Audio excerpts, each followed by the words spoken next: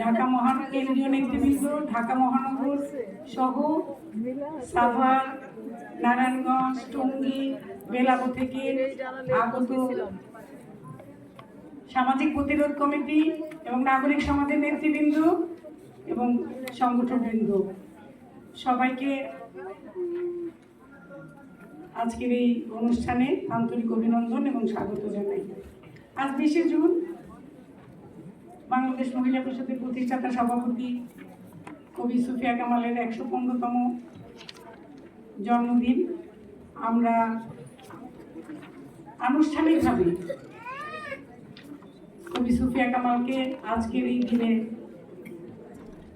স্মরণ করি এবং তার যে বর্ণাঢ্য জীবন, সেই বর্ণাঢ্য জীবনকে আমরা উদযাপন করে থাকি। আমরা দেখলাম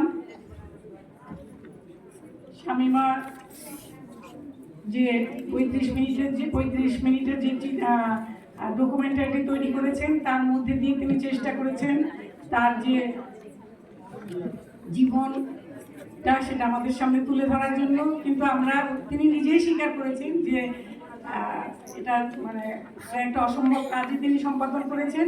আসলে এটা যদি একটা পূর্ণ দৈর্ঘ্য চলচ্চিত্র হতো তাইলে হয়তো এই কাজটি সম্পাদনা করা সম্পূর্ণভাবে সম্পাদনা করা সম্ভব হতো, যেখানে আমরা জানি যে তার সান্নিধ্যে এসেছেন, তার সম্বন্ধে যারা বলতে পারতেন এমন অনেক বরেণ্য ব্যক্তিবর্গ নেই আমাদের মাঝে। অনেকেরই স্মৃতি ভ্রষ্ট হয়েছেন অনেকে, এবং অনেকে আজকের এই হলরুমে এবং অনেক জায়গায় অনেকে আছেন যাদের বক্তব্যের মধ্যে দিয়ে তার আসলে চরিত্রের নানা দিক আমাদের সামনে উন্মোচিত হতো। তারপরও আমরা যিনি আমাদের সামনে ডকুমেন্টারিটি উপস্থাপন করলেন তাকে অনেক ধন্যবাদ। এবং বাংলাদেশ মহিলা পরিষদ আসলে অনেক দেরিতে হলেও এই কাজটিতে হাত দিয়েছে, সেজন্য আমরা একই সঙ্গে দুঃখিত এবং আনন্দিত বটে। 20 শতাব্দীর শুরুর দিকে কবি সুফিয়া কামাল জন্মগ্রহণ করেছেন বরিশালে, এবং এই প্রায় 1 শতাব্দী কাল ব্যাপী তিনি তার যে মানে মানব কল্যাণের যে দর্শন এবং তার যে সাংগঠনিক যে কর্মকাণ্ড, তার মধ্যে দিয়ে আসলে বরিশালে জন্মগ্রহণ করা একজন যদিও একটি শিক্ষানুরাগী পরিবার এবং কিন্তু রক্ষণশীল সম্ভ্রান্ত পরিবার সেই সময় সেইভাবে যদি আমরা বলে থাকি, সেখানে জন্মগ্রহণ করা একজন সাধারণ নারী কিভাবে অসাধারণ হয়ে উঠলেন এবং কিভাবে তিনি তার শতাব্দীকাল ব্যাপী প্রায় অর্ধ শতাব্দীও যদি আমরা বলি যে তার পদচারণার মধ্যে দিয়ে তিনি কিভাবে সেই সময়ের সামাজিক সাংস্কৃতিক কল্যাণমুখী সমস্ত আন্দোলনের কর্মকাণ্ডে তিনি একজন মধ্যমণি হয়ে উঠলেন। সেইটা আসলে একটা বিস্ময়কর একটা উপাখ্যানের মতোই আমাদের কাছে মনে হয় আর কি। আমরা যারা তাকে জানার চেষ্টা করেছি, বোঝার চেষ্টা করেছি যে একটা বিস্ময়কর একটা উপাখ্যান।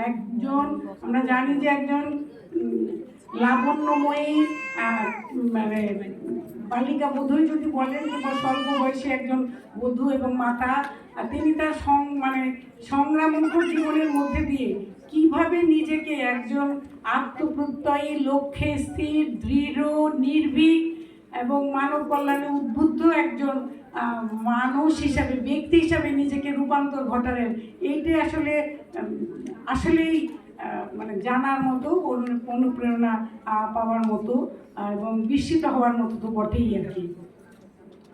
আমরা জানি যে তিনি একটা শিক্ষানুরাগী পরিবারে জন্মগ্রহণ করেছিলেন, রক্ষণশীল তো বটেই, কিন্তু তার যে শিক্ষার প্রতি যে একটা আকণ্ঠ তৃষ্ণা ছিল সেটা পূরণ করতে, সেটা মেটাতে কিন্তু তাকে যথেষ্ট বেগ পেতে হয়েছিল, এইটুকু আমরা জানি। কিন্তু তারপরও আমরা জানি যে তিনি কিভাবে সমাজের মানে সকল প্রতিবন্ধকতা উপেক্ষা করে তিনি যা চেয়েছেন, যা হতে চেয়েছেন, মানব কল্যাণের জন্য কাজ করতে যে তিনি যে তার লক্ষ্যটা স্থির করে নিয়েছিলেন, সেই লক্ষ্যে পৌঁছাতে যা যা করতে হয় সেই কাজটি তিনি করেছেন। এবং আমরা এও জানি যে তিনি তার যে আমার প্রথম স্বামীর মৃত্যুর পরে তার যে একটা জীবন সংগ্রাম শুরু হলো তার সন্তানদের নিয়ে, তিনি নিজে তিনি নিজে উপার্জন করেছেন, উপার্জন করে তার জীবন জীবিকা জীবন পরিচালনা করেছেন। এবং আমরা দেখেছি যে সেই সময় তার মানে উদার উদার মানবতাবাদী যে সমস্ত কবি, লেখক, সাহিত্যিকদের সংস্পর্শে এসে তিনি নিজেকেও সেই ধারায় আসলে প্রতিষ্ঠিত করেছেন। এবং আমরা জানি যে তিনি সওগাত সম্পাদক নাসিরউদ্দিন সাহেবের পরামর্শে তিনি বোরকা খুলে ছবি তুলে পত্রিকার জন্য তিনি ছবি তুলেছেন, তিনি লেখালেখি করেছেন এবং সেখানে প্রকাশ করেছেন। তিনি রবীন্দ্র নজরুলের স্নেহধন্য হয়েছেন তাদের কাছে লেখা পাঠিয়ে। এই কাজগুলো সেই সময়ের জন্য কিন্তু অতি সাহসী। তিনি প্রথম বিমানে চলেছেন। এই কাজগুলো যে সেই সময়ের জন্য তার মতো মানে একজন নারীর জন্য কিন্তু সেই সময়ের জন্য কিন্তু একটা অত্যন্ত সাহসী পদক্ষেপ ছিল। এবং তিনি পরবর্তীতে আমরা দেখেছি যে তিনি কিভাবে মৌলবাদের ভ্রুকুটিকে তিনি উপেক্ষা করেছেন, কিভাবে তিনি সমস্ত রাজনৈতিক সামাজিক কর্মকাণ্ডের কিভাবে তিনি নেতৃত্ব দিয়ে একটা মধ্যমণি হিসাবে তিনি আবির্ভূত হলেন। এই গল্পগুলো কিন্তু আমাদের জানা আর কি। কিন্তু আমরা মনে করি যে আমাদের নতুন প্রজন্ম তারা আরও জানবে, তাদের জানা দরকার যে কিভাবে একজন মানুষ নিজেকে চাইলে নিজেকে রূপান্তর ঘটাতে পারে। এবং শুধু তাই না, যে তিনি অনেককে তার সহযাত্রী করেছেন। আমরা দেখেছি যে অনেককেই কিন্তু অনেক নারী পুরুষকে কিন্তু তিনি তার সহযাত্রী করেছেন তার নানান কর্মকাণ্ডের মধ্যে দিয়ে, যে সমস্ত কর্মকাণ্ড সবই মানে মানব কল্যাণমুখী ছিল। এবং আমরা দেখেছি যে তিনি নিজের ব্যক্তিগত জীবনে তিনি ধর্ম